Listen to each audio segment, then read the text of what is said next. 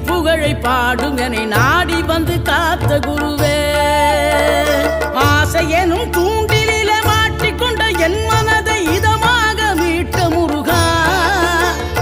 மோகமெனும் தீச்சுழலில் முங்கிவிட இருந்த என்னை முழுதாக காத்த இறைவா, முழுதாக காத்த இறைவா.